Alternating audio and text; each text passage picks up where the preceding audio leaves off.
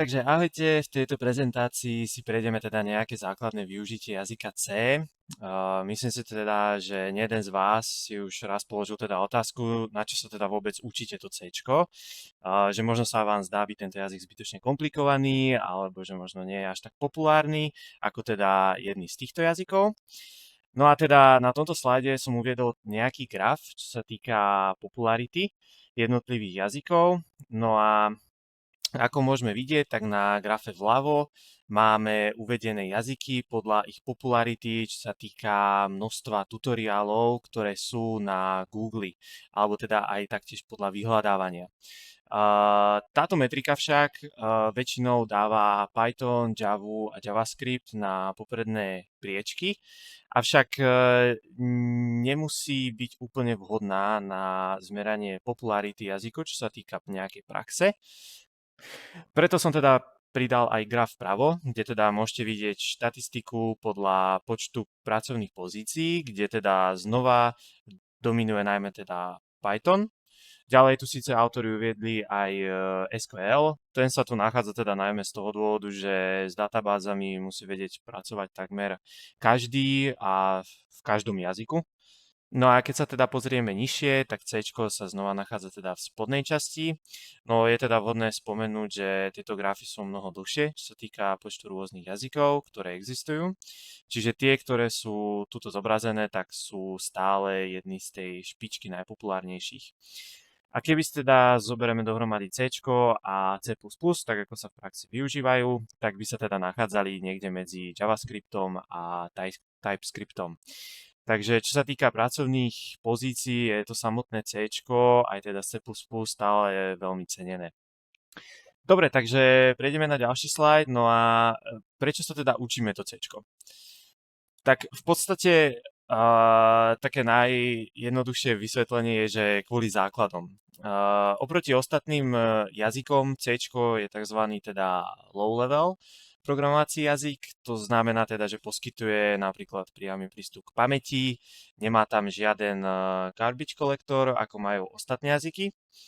Toto je teda zároveň výhoda, ale aj nevýhoda, keďže na jednu stranu má programátor plnú kontrolu nad jeho kódom, avšak na druhú stranu má programátor plnú kontrolu nad jeho kódom. To znamená teda, že všetko si musí ošetriť úplne sám a keď nastane nejaká chyba, tak tieto chyby za ňo nie sú nejakým spôsobom ošetrené. To znamená, že vie sa častejšie stať, že program vie spadnúť.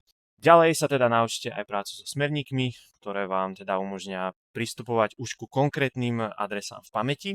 No a čo sa teda týka toho syntaxu, tak jazyk C inšpiroval mnohé moderné jazyky a teda keď sa naučíte pracovať s C, tak bude o mnoho jednoduchšie prejsť aj teda k iným programovacím jazykom. Tak prejdeme teraz k využitiu C, čo sa týka praxe.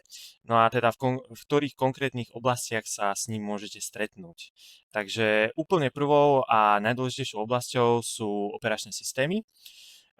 Či už toto video sledujete teda napríklad na Windowse, alebo na Macu, alebo na telefóne s Androidom, tak v podstate všetky tieto operačné systémy a napríklad aj ich jadrá sú programované primárne teda v C. Je tomu tak najmä teda z toho dôvodu, že operačný systém musí priamo komunikovať s procesorom, grafickou kartou, taktiež aj rámkou a toto všetko musí prebiehať bez akéhokoľvek väčšieho zdržania. Takže ak by bol operačný systém písaný v inom jazyku, váš počítač by nereagoval až tak rýchlo a zároveň teda tieto operačné systémy vznikli už pomerne dávno, keď možno ešte neexistovali optimálnejšie jazyky, v ktorých by sa teda operačný systém mohol dať písať. Pod operačné systémy som zaradil teda aj tie, ktoré sa nachádzajú napríklad v televízoroch. Samsung má v ich telkách, tuším sa volá Tizen, ich operačný systém, alebo potom viete nájsť ďalšie aj v infotainment systémoch, napríklad v autách, alebo teda v niektorých iných zariadeniach, ako akými sú napríklad teda chladničky, aj keď teda chladničky by mali asi v prvom rade chladiť a nemať zbytočné displeje, ale tak môžete na tom rozbehnúť Doom, ak ste moc šikovní. Dobre, takže ďalšou oblasťou je potom svet IoT, teda internetu vecí. No a tam radíme tzv. Embedded systémy, čo sú vstavané systémy. K nim by sme mohli zaradiť teda napríklad aj tú chladničku alebo nejaký digitálny budík, termostát a tak ďalej. Týchto zariadení je veľmi veľa. V podstate všetko, čo je nejakým spôsobom digitálne, má implementovaný nejaký mikrokontroler, ktorého teda logika je s veľkou pravdepodobnosťou riešená prostredníctvom nejakého C. Tieto zariadenia zväčša nemajú veľký výkon a taktiež majú obmedzenú pamäť, preto je teda C na ich programovanie veľmi vhodné. Medzi známe mikrokontrolery, o ktorých ste už pravdepodobne počuli, patrí teda Raspberry Pi alebo napríklad Arduino. Dobre, databázy sú ďalšou obeťou jazyka C, tie sú využívané teda, že úplne všade, či už sú to sociálne siete, e-shopy, stránky alebo teda aplikácie, všetko potrebuje mať niekde svoje dáta uložené a prístup k týmto dátam by mal byť teda čo najrýchlejší a najefektívnejší. A práve tie najpopulárnejšie databázové systémy, akým sú napríklad teda MySQL alebo Postgres, sú napísané práve v C a v C++. Samozrejme, to neznamená, že keď budete pracovať s databázou, že budete musieť ovládať C, alebo že tu k tejto databáze budete pristupovať cez C. No je teda dobre možno vedieť, že za každou operáciou, ktorú v podstate vykonáte na tejto databáze, sa nachádza nejaký teda ten C kód. Áno, aj teda niektoré high-level jazyky sú vo veľa prípadoch kompilované naspäť do C. Napríklad Python interpreter sa volá CPython a ten je napísaný v C a rovnako tak aj JavaScriptový engine. Aj keď tomu tak teda nie je vždy, ako sme už spomenuli, veľa z nich je samotným teda C inšpirovaných, čo sa týka minimálne teda syntaxom. No a samozrejme nesmieme zabudnúť na klasický argument, že musí sa naučiť používať C, aby si mohol využiť C++. Ono pravdou je, že samotné C je dosť špecializované, preto sa teda väčšinou v praxi využíva aj v kombinácii s C++, prípadne teda úplne substituované s C++.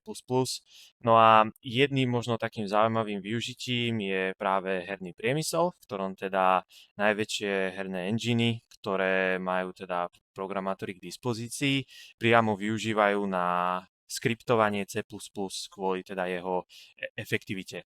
Napríklad teda Unreal Engine, Godot alebo Unity, pričom teda prvé dva využívajú priamo C na programovanie a Unity už potom ďalej používa C#. Sice ono poslednú dobu sa hovorí o tom, že nie všetky hry sú úplne optimalizované a sú to teda najmä tie väčšie AAA tituly, ktoré sú robené v Unreale. No, tie sú možno menej optimalizované skôr tým, že samotný engine je veľmi robustný a je tam možno veľa zbytočných funkcií, ktoré samotní developeri ani nevyužívajú. No avšak, ak by ste si chceli naprogramovať nejaký vlastný herný engine, tak s C sa znova určite stretnete, pretože budete musieť pracovať s fyzikou a tento samotný engine bude musieť byť čo najefektívnejší a taktiež tam je práca s shadermi, ako napríklad Vulkan alebo iné. No a dostávame sa teda na záver prezentácie, no a posledné, čo si teda z celého predmetu aspoň môžete odniesť je to, že keď sa raz naučíte kodiť v C, tak všetko ostatné vám potom príde o mnoho jednoduchšie, aspoň čo sa teda syntaxu týka. Tak dúfame, že ste si z tohto krátkeho videa niečo odniesli a ďakujeme vám za pozornosť. Ahojte.